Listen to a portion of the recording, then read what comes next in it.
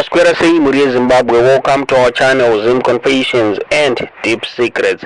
Kana karike kuchanga kuya panino channel, please don't forget to subscribe. Kana wagara subscriber, please don't forget to comment and share this video.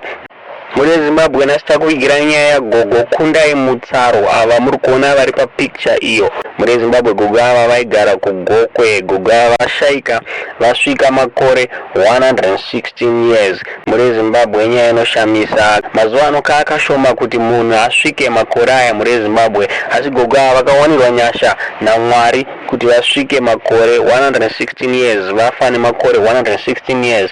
So gogo ava vari kunzi pavakasvika makore 100 vakaudza hama dzavo dzese kuti pavachashaika vasarwadziwe, vapembere muri Zimbabwe kuchengetwa kwavanga vaitwa naMwari. Saka vari kunzi gogo ava mafiro avaita vari kunzi vafa vakarara, vanobvira vambokomplaina kurwadziwa kana kuita sei. Muri Zimbabwe gogo vanga vachengetwa ava. Muri Zimbabwe mwana wavo wekutanga pari zvino ava nemakore 88 years, ende vari kunzi vanga vane vafa vane vana 11, vane vazukuru 56.